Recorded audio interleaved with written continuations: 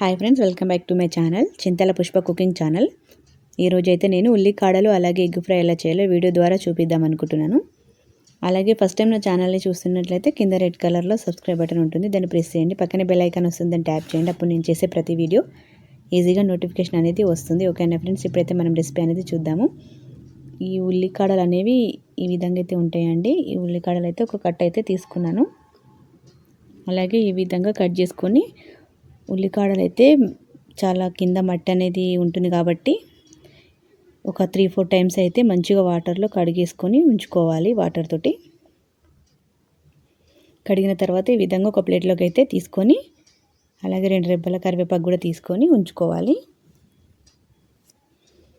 ప్రాసెస్లోకి వెళ్ళినట్లయితే ఫస్ట్ అయితే స్టవ్ అనేది ఆన్ చేసుకొని ఒక కడాయి అయితే పెట్టుకోవాలి.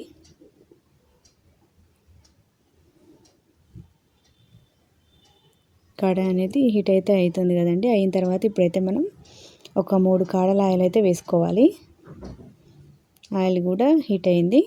ఇప్పుడు కొంచెం జీలకర్ర ఆవాలు అయితే పోపు దినుసులు అనేవి వేసుకోవాలి.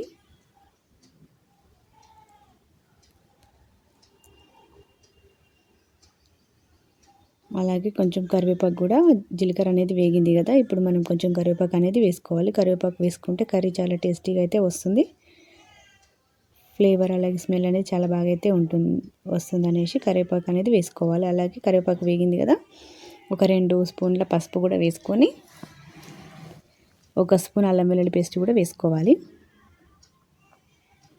వేసుకొని ఒకసారి అయితే మంచిగా కలుపుకోవాలి. అల్లం వెల్లుల్లి పేస్ట్ ఈ ఆయిల్లో మంచిగా అయితే వేయించుకోవాలి. అల్లం వెల్లుల్లి పేస్ట్ని, అల్లం వెల్లుల్లి పేస్ట్ కూడా వేగింది కదా, ఈ ఉల్లికాడలు అయితే ఈ విధంగా మనం నీట్గా కడుక్కొని రెడీగా అయితే ఉంచుకున్నాం కదా. ఉల్లికాడలను అయితే మనం పోపులో అయితే వేసుకోవాలి. పోపులో వేసుకొని మంచిగా ఒకసారి అయితే కలుపుకోవాలి.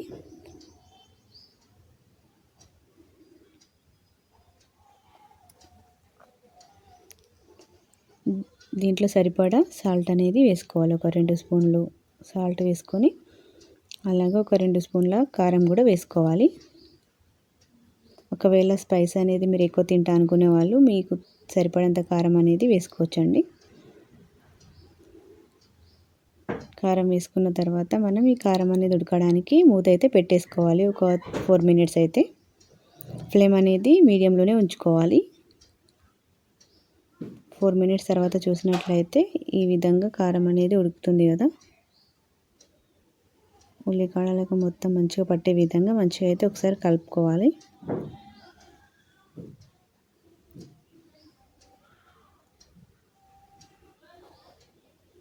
ఈ ఉల్లికాడల నుంచి కొంచెం వాటర్ అనేది వస్తుంది కదా, ఈ వాటర్ అనేది మొత్తం పోయి మంచిగా ఆయిల్ అనేది పైకి తేలే వరకు అయితే మంచిగా ఉడికించుకోవాలి. మళ్ళీ ఒక 2 మినిట్స్ అయితే మనం మూత అనేది పెట్టుకుంటే 2 మినిట్స్ తర్వాత చూసినట్లయితే ఈ విధంగా ఆయిల్ అనేది పైకి తేలుతుంది కదా కర్రీలోంచి. ఈ విధంగా అయితే వచ్చినట్లయితే ఉల్లికాడలు అనేవి పర్ఫెక్ట్గా ఉడికినట్లు. ఈ ఉల్లికాడలు ఎగ్ ఫ్రై అనేది ఎంతమందికి ఇష్టమో కామెంట్ అయితే చేయండి. నాకైతే చాలా ఇష్టం అండి. హెల్త్కి కూడా ఉల్లికాడలు కానీ లేదంటే ఉల్లిపాయలు కానీ చాలా మంచిదని అంటారు కదా. నార్మల్గా ఇది పప్పులో వేసుకుంటారు, అలాగే ఇట్లా ఎగ్తో కూడా ఫ్రై అనేది చేసుకోవచ్చు. ఇప్పుడైతే ఉల్లికాడలు అనేవి మంచిగా ఫ్రై అయితే అయినాయి కాబట్టి ఒక 4 ఎగ్స్ అయితే నేను వేసుకుంటున్నాను.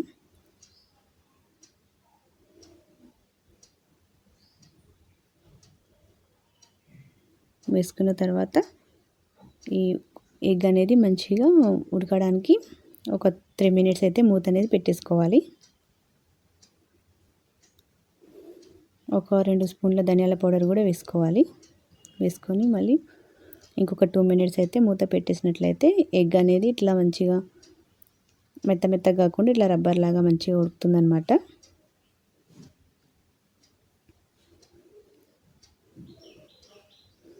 పీసెస్ లాగా అవుతుంది. ఇప్పుడు కలిపినట్లయితే మంచిగా ఉంటుంది కాబట్టి ఇట్లా ఒక 2 మినిట్స్ అయితే మనం మూత అనేది పెట్టుకోవాలి. పెట్టుకున్న తర్వాత మంచిగా ఈ విధంగా కలుపుకున్నట్లయితే మన ఉల్లికాడలు ఎగ్ ఫ్రై అయితే రెడీ అయితే అయ్యిందండి. చాలా టేస్టీగా అయితే ఉంటుంది. ఒకసారి ఈ వీడియో చూసిన వాళ్ళు ట్రై చేసి ఎలా వచ్చిందనేది కామెంట్ అయితే చేయండి. కన్ఫర్మ్ కామెంట్ అనేది మంచిగా కుదిరిందనే విధంగా అయితే కామెంట్ అనేది వస్తుందనేసి నేనైతే అనుకుంటున్నానండి.